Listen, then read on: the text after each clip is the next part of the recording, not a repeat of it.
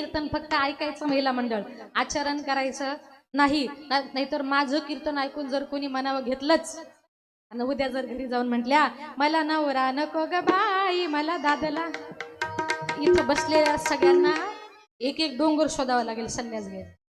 म्हणून फक्त ऐकायचं. बघा मग असे म्हणजे जो नवरा नको आता बाबा म्हणतात तो नवरा म्हणजे आपल्या संसारातला खराखोरा नवरा नाही. आपल्या देहामध्ये जो कामरूपी क्रोधरूपी वासनारूपी जो काही नवरा आहे तो नवरा मला नको. अशा पद्धतीने आमच्या संत महात्म्यांनी लोकांना परमार्थाकडे आणण्याचा प्रयत्न केला. म्हणून आजच्या या अभंगाचे रूपक करून या विश्वाचे आदिवीस दुसरे तिसरे कोणी नसून साक्षात भूवैकुंठ पंढरी आहे. मग आता नाथ बाबा म्हणतात अनादि अंबिका भगवती, अनादि काळापासून ती देवी माता या जगामध्ये आली. आता अनादि काळ म्हणजे कुठला? म्हणजे नाही, ज्याचा आपण अंतही लावू शकत नाही असा तो अनादि काळ. मग त्या अनादि काळापासून ती देवी माता या जगामध्ये आली. एक प्रश्न निर्माण होतोय, त्या प्रश्नाचं उत्तर अजून तर मला सापडलं नाही. तुम्ही पुणे फार हुशार आहात पुणेकर, त्याच्यामुळे जरा उत्तर देण्याचा प्रयत्न करा. प्रश्न सोपा आहे. प्रश्न असा आहे, कोंबडी आधी का अंडा आधी? महिला मंडळ, कोंबडी आधी का अंडा आधी? सोपा प्रश्न आहे, काहीतरी बोला. अंडा आधी.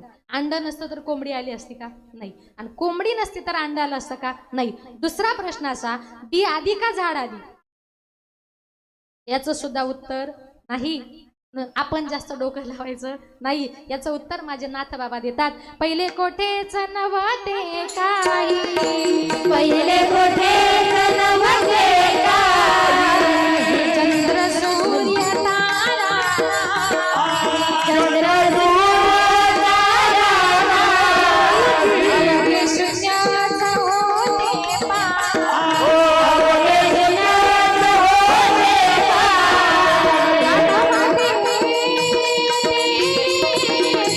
पहिले कोठेच नव्हते काही, पहिले कोठेच नव्हते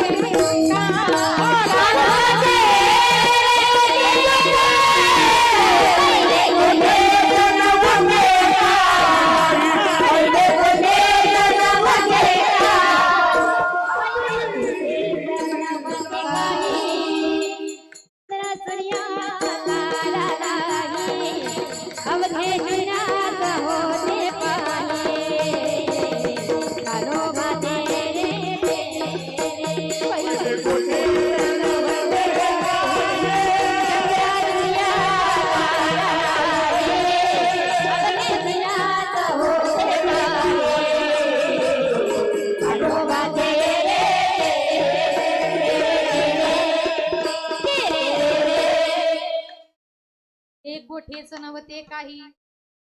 पहिलं या विश्वामध्ये काहीच नव्हतं. दगड नाही, अवघे शून्य होते पाही. त्या सगळं आलं कुठून? त्या जगामध्ये एक आदी माया शक्ती आली. त्या आदी माया शक्तीने, आदी माया कोण? नाथ बाबा. तिथं एक ढाल गजनी आली, तिने एवढी ख्याती केली. इंद्राधिका समने बाहू, अमरपुरी तिची घरकुली. पहिले कोठेच नव्हते काही, पहिले कोठेच नव्हते. तिथं एक ढालगज निर्माण झाली. आता ढालगज हा शब्द स्त्रीलिंग आहे का पुल्लिंग आहे? महिला मंडळ, स्त्रीलिंग आहे. म्हणजे या जगाची उत्पत्तीच एका स्त्रीपासून झाली, एका आदी माया शक्तीपासून झाली, आपल्यापासून झाली. म्हणून इथून पुढे अजिबात कोणाला घाबरायचं जोरत नाही. म्हणून पहिले या विश्वामध्ये काहीच नव्हतं. म्हणून एकाच भगवान परमात्मा या जगामध्ये आला. एकोहम भौश्याम, एक भगवंत आला. म्हणून भगवान कृष्णाने गीतेमध्ये कबूल केले, ज्या ज्या वेळेला धर्माची हानी होते, अधर्म वाढतो, साधू संतांना दुष्टापासून त्रास होतो, तेव्हा मी या कलियुगामध्ये अवतार घेईल. यदा यदा हि धर्मस्य ग्लानिर्भवति भारत, अभ्युत्थानाय धर्मस्य तदात्मनं सृजाम्यहं, परित्राणाय साधूनां विनाशाय च दुष्कृतां, धर्म संस्थापनार्थाय संभवामि युगे युगे. भगवंत म्हणतात, ज्या ज्या वेळेला जी जी परिस्थिती निर्माण होईल ना, त्या परिस्थितीला अनुसरून मी या जगामध्ये अवतार घेणार आहे आणि म्हणून आजच्या या अभंगाचे रूपक करून बघा मग नाथ बाबा म्हणतात, हे देवी माते, तू तुझ्या 9 अवतारातल्या अवतारावरून तू तुझे मूळ रूप बदललीस आणि तू तुझ्या भक्तासमोर एका स्त्री रूपाने आलीस. ही स्त्री म्हणजे दुसरी तिसरी कोणी नसून पुंडलिकाने फेकलेल्या विटेवर उभी असलेली माझी विठाईच अनादी काळापासून या जगामध्ये प्रगट झाली. अनादि अंबिका अंबिका अंबिका भगवती अनादि अंबिका अंबिका अंबिका भगवती अनादि अंबिका अंबिका अंबिका भगवती अनादि अंबिका अंबिका भगवती पराणी पराणी पराणी घेऊन हाती बोध पराणी पराणी पराणी घेऊन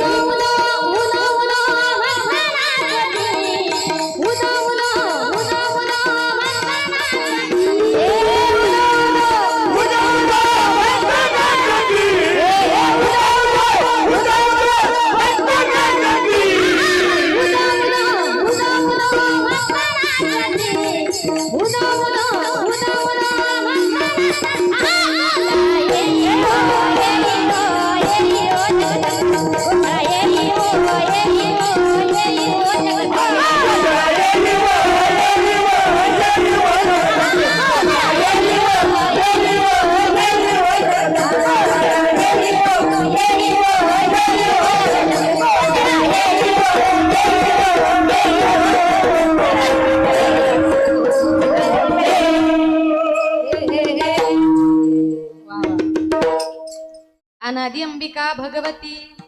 जरा टाळ्या वाजवल्या तर बरं होईल हो. कोणी कधी तुम्ही जरा दाद दिली पाहिजे आणि तुमच्यासारख्या हुशार माणसांना सांगावं लागतंय असं करू नका. एखाद्या कलाकाराने चांगलं वाजवलं, कोणी चांगलं गायलं तर जरा टाळ्या वाजवत जा. अनादि अंबिका भगवती बोध परडी घेवनी हाती. अनादी काळापासून ती देवी माता या जगामध्ये आली. कशाला? आपल्या भक्ताला ज्ञानाचा उद्धाराचा मार्ग दाखवण्याकरता ती आलेली आहे. म्हणून संत महात्मे म्हणतात, आम्ही अखंड रात्रंदिवस त्या देवीचं चिंतन केलं, त्या देवीच्या नावाचा जागर केला आणि अखंड रात्रंदिवस त्या देवीचं चिंतन करणं पडिले वळण इंद्रिया सकळ. नवे नवे संत महात्मे म्हणतात तो आमचा स्वभावच बनलाय. बघा, जन्माला आल्यानंतर प्रत्येक माणसाचा एक स्वभाव असतो आणि त्या स्वभावाला कितीही जरी बदलण्याचा प्रयत्न केला, माणसाचा मूळ स्वभाव कधी बदलत नाही. अगदीच आपल्या गावठी भाषेमध्ये सांगायला जर गेलो, काही काही लोक सहज म्हणतात, शेवटी कुत्र्याची शेपटी ती वाकडी ती तुमच्याकडे सरळ असते का? नाही. काथा जळतो पण वळ जळत नाही. थोडक्यात काय, माणूस मरतो पण त्याचा स्वभाव कधी चेंज होत नाही. महिला मंडळी उदाहरण सांगते, सुंदर आहे बघा. एका गावात एक बाई रस्त्यानं चालली होती आणि ती आवाज देत होती, सुयागे बिबगे दाम. म्हणजे मी नाही बरं, ती बाई. तुम्हाला वाटायचं बरी आली मुंबईवरून. ती बाई रस्त्यानं चालली होती, सुयागे बिबगे दामन गे पोत गे पोराला काळ मनी घे केसावर फुगे, असंच म्हणतात ना. मला जमलं ना. एवढ्यात तिथल्या राज्यातल्या राजानं ऐकलं, अरे रस्त्यानं कुणीतरी चाललंय पण आवाज फार गोड येतो. म्हणून त्या राजानं खिडकीतून डोकावून बघितलं तर राजाला असं दिसलं, रस्त्यानं जी चालली ती तरुण तडफदार ब्युटिफुल अशी मुलगी आहे.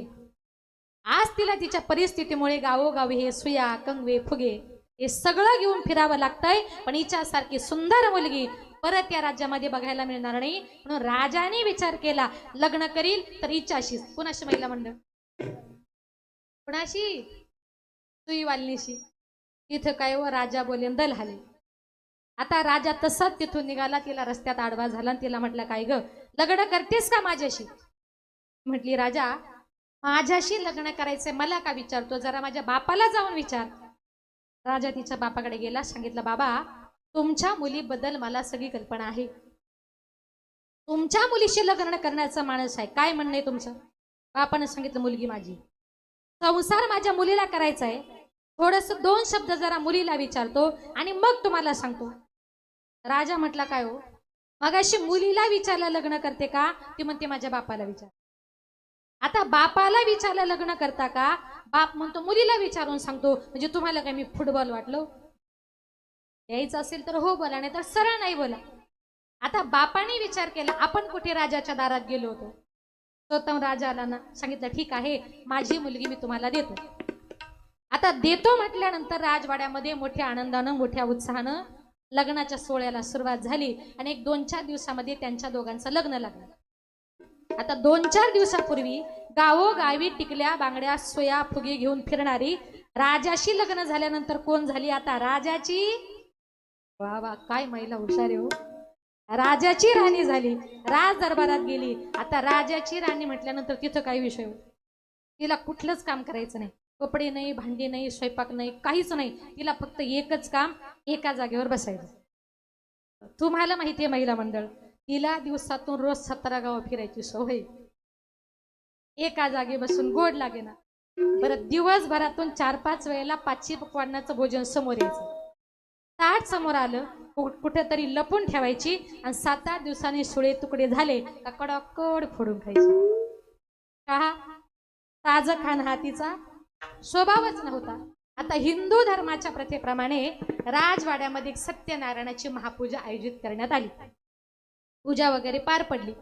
ननंदबाई पुढे आली, म्हटली वहिनी जरा नाव घ्या. आता नाव घ्या म्हटलं, थोडीशी लाजली आणि तिनं नाव घ्यायला सुरुवात केली. मी घेऊ का नाव? म्हणजे मी घेऊ का तुम्ही कोणी घेता? मीच घेऊ का? बरं मी नाव घेते, तुम्ही लक्षात ठेवा. एखाद्या लग्नात तुम्हाला एक आम्ही फार चांगलं नाव आहे. बरं बघा बाई कशा कांटाव करून बसल्या, घ्यायचंय का? नक्की घ्या. ऐका, तिच्या नवऱ्याचं नाव होतं हरिश्चंद्र राजा. तिनं नाव घ्यायला सुरुवात केली. पांढऱ्या पांढऱ्या दुधाची मऊ साय, पांढऱ्या पांढऱ्या दुधाची मऊ साय, हरिश्चंद्र राजाची बायको नाव घेते भाकरवाड ग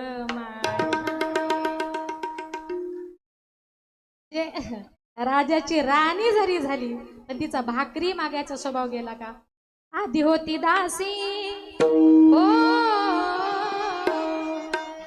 आधी होती दासी, पट्टराणी केली तिसी, तिचे हिंडणे राई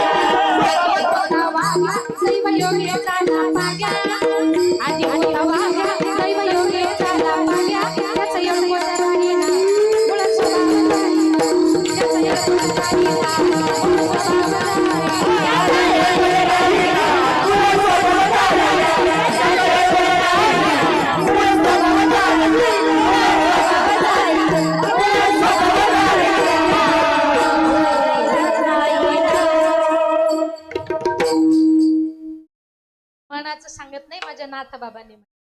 आधी होती दासी, पट्टराणी केली तिसी, तिचे हिंडणे राहीना, मूळ स्वभाव जाईना. आधी होता वाघ्या, इथं कोणी वाघ्या खंडोबाचा नाही ना. दैवयोगे झाला पाग्या, त्याचा येळकोट राहीना, मूळ स्वभाव जाईना. संत महात्मे म्हणतात अखंड रात्रंदिवस त्या देवाचं नामचिंतन करणं, त्या देवीचं चिंतन करणं, तिच्या नावाचा गोंधळ घालणं हे आमच्या देहाला लागलेलं वळण आहे. मग आता माझ्या पांडुरंग परमात्म्याला भगवान विष्णूला हे देवीचं रूप का घ्यावं लागलं तर थोडंसं ते ऐका. बघा पूर्वीच्या काळी एका राक्षसाने भगवान महादेवांची खूप तपश्चर्या केली. भगवान महादेव त्याला प्रसन्न झाले. त्याने एवढी भक्ती केली, एवढी भक्ती केली का तो भगवान महादेवांचा आवडता झाला. मग तो का आवडायचा? कारण तो भगवान महादेवांना रोज ताजं ताजं भस्म आणून द्यायचा. भस्म म्हणजे भगवान महादेवांना खूप आवडतं. त्याच्यामुळे तो महादेवांचा फार आवडता झाला. आणि मग एक दिवस काय झालं, 2 दिवस झाले या विश्वामध्ये एकही माणूस मरत नव्हता. तो राक्षस भगवान महादेवांच्या जवळ गेला, सांगितलं, महादेवा तुम्हाला रोज ताजं ताजं भस्म लागतो, 2 दिवस झाले या विश्वात कुणीच माणूस गेला नाही, आता काय करायचं? भगवान महादेवांनी सांगितलं, ज्या दिवशी या विश्वामध्ये कुणीच माणूस जाणार नाही त्या दिवशी तो जंगलात जायचं. जो मनुष्य भेटेल त्याच्या डोक्यावर तो हात ठेवायचा. तू त्याच्या डोक्यावर हात ठेवला की त्याचा भस्म होणार, असं वरदान त्याला दिलं. म्हणून त्यानं, त्या राक्षसानं ज्याच्या डोक्यावर हात ठेवला की त्याचा भस्म व्हायचा, म्हणून महादेवानी त्याचं नाव भस्मासूर नावाचा राक्षस ठेवलं. आता तो भस्मासूर नावाचा जो काही राक्षस आहे तो उन्मत्त झाला. त्याने विचार केला की अरे, मी ज्याच्या डोक्यावर हात ठेवील त्याचा भस्म होतोय. रस्त्यानं चालला, माणूस दिसला की हात ठेवायचा भस्म करायचा, माणूस दिसला हात ठेवायचा भस्म करायचा. एक दिवस त्या भस्मासुराच्या लक्षामध्ये आलं की अरे, या जगामध्ये मला कुणापासूनच भीती नाही. पण ज्याने मला वरदान दिलं ना ते भगवान महादेव मला कधीही मारू शकतात. त्यापेक्षा आपण असं करायचं, भगवान महादेवांच्या डोक्यावरच हात ठेवायचं. बघा, ज्यानं आशीर्वाद दिला, ज्यानं वरदान दिलं, त्याच्या डोक्यावर हात ठेवायला तयार झाला. ज्ञानेश्वरीत त्याचं वर्णन आलंय. ज्ञानोबा एके ठिकाणी म्हणतात, अर्जुन म्हणतोय भगवंताला, जेथील या कृपे लागीवरू तेथेच होय व्याभिचारू, मी काय भस्मासुरू अर्जुन म्हणे. अरे तुला मी काय भस्मासूर वाटलो देवा? ज्यानं वरदान दिलं, ज्यानं मोठं केलं त्याच्या डोक्यावर हात ठेवायला आजही जे लोक ज्यांनी उपकार केलेत त्यांना विसरतात ना, त्याला भस्मासुराची जात असं. त्याने सांगितलं की ज्याच्या डोक्या, आता मग त्यानं ठरवलं भगवान महादेवाच्या डोक्यावर हात ठेवायचा. तो भस्मासूर नावाचा राक्षस निघाला, थेट कैलास लोकात गेला. क्रोधयमान झाला होता, थरथरा कापत होता, जीभ बाहेर काढली होती, डोळ्यातून आग ओतत होती. भगवान महादेवांना समोर बघितलं आणि भगवान महादेवांच्या लक्षात आलं की अरे, हा 100% मला मारण्याकरता आलाय. ज्याने वरदान दिलं तो काही करू शकत नव्हता. हा मला मारणार, हा माझ्या डोक्यावर हात ठेवणार. भगवान महादेव भयभीत झाले, पळत पळत ब्रह्मलोकात गेले. ब्रह्मदेवाला सांगितलं, ब्रह्मदेवा काही करा पण मला वाचवा. ब्रह्मदेवाने सांगितलं, वरदान तुम्हीच दिले, आता मी तुम्हाला वाचवू शकत नाही, पुढे जा. वैकुंठ लोकात गेले. भगवान विष्णूला सांगितलं, काही करा विष्णू मला वाचवा. भगवान विष्णूने सांगितलं, महादेवा घाबरू नका, तुम्ही पाठीमागे व्हा. भगवान विष्णूंच्या लक्षामध्ये आलं, आता भगवान महादेवाला वाचवायचंय आणि त्या भस्मासुराला थांबवायचंय. आता मला स्त्री व्हावं लागेल, कारण पूर्वीच्या काळचे राक्षस फक्त स्त्रिया बघितल्या की थांबायचे, नम्र व्हायचे. मग माझ्या भगवान विष्णूने सुंदर असं मोहिनीचं रूप धारण केलं. त्या रस्त्याने तो भस्मासूर नावाचा राक्षस येणार होता, त्या रस्त्यामध्ये ती मोहिनी येऊन उभी राहिली. ज्या वेळेला तो भस्मासूर नावाचा राक्षस आला, त्याने सुंदर अशी ती मोहिनी बघितली आणि त्यानं विचार केला की त्या भगवान महादेवाच्या पाठीमागे पळण्यापेक्षा हिच्या पाठीमागे पळालो तर ही माझ्याशी लग्न तरी करेल. भगवान महादेवांच्या पाठीमागे पळायचं सोडून दिलं आणि तो राक्षस त्या मोहिनीच्या पाठीमागे पळू लागला. ती मोहिनी पळत पळत स्वर्ग लोकातून खाली मृत्यू लोकामध्ये गोदावरीच्या तीरावर एका घनदाट जंगलात येऊन थांबली. तो भस्मासूर नावाचा राक्षसही तिच्या पाठीमागे आला आणि आल्याबरोबर त्याला लांब बघितलं, दोनही हात जोडले आणि मोहिनीने सांगितलं, हे भस्मासुरा, मी तुझ्याशी लग्न करायला तयार आहे, मला मारू नको. त्यानं सांगितलं, लग्न करते? म्हटले हो, काहीच करणार नाही. पण तिनं सांगितलं, लग्न करायच्या अगोदर आमच्या घरचा एक खानदानी लोकाचार असा आहे. म्हटलं काय? लग्न करायच्या अगोदर नवरी जसं नाचेल ना, नवरी तसं सेम टू सेम 5 वेळेला नवरदेवाने नाचून दाखवायचं. सेम टू सेम नाचला तर मी तुझ्याशी लग्न करेन. भस्मासूर म्हटलं, अगं तुझ्यासारखं 5 काय 500 वेळा नाचतो, लग्न करते ना. म्हटले ठीक आहे, नाच मग. आता विचार करा, जी मोहिनी नाचत होती ती विष्णुरूपी मोहिनी होती. अरे, ज्याने सगळ्या जगाला नाचायला शिकवले तो जगाचा बाप किती सुंदर नाचत असेल. त्याच्या नाचण्याने जंगलातले पशु पक्षी डोलू लागले. नवे नवे स्वर्गातले देवविमानांची दाटी, पुष्पांचा वर्षाव स्वर्गीय देव करीताती. आणि मोहिनीच्या लक्षामध्ये आलं की आता हा राक्षस नाचण्यामध्ये पूर्णपणे गुंग झालेला आहे.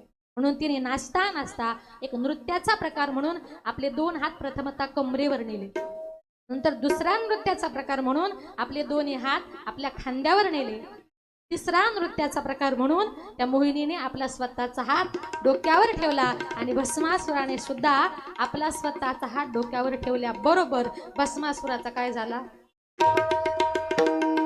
बोला दुर्गा माते की जय. बघा बघा, आता स्त्रीचं रूप धारण केल्यामुळे तिला युद्ध करावं लागलं का? अगदी सहजासहजी राक्षसांचा नाश केला. म्हणून तो पांडुरंग परमात्मा देवीच्या रूपाने या जगामध्ये का आला माहितीये? अनादि निर्गुण प्रगटली भगवान, अनादि निर्गुण प्रगटली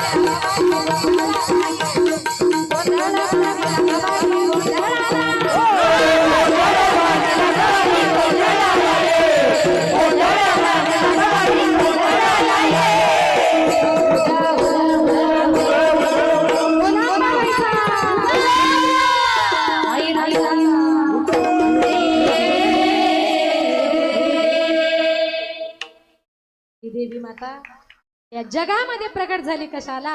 अनादि निर्गुण प्रगटली भवानी. कशाला आली हो? मोह महिषासुर मर्दनाला गुणी.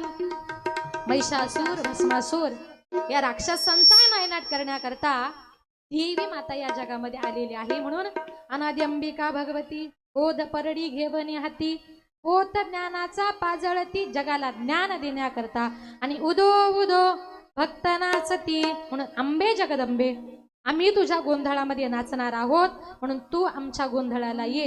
अभंगाची गोंधळा ये ओ जगदंबे, गोंधळा ये ओ जगदंबे, गोंधळा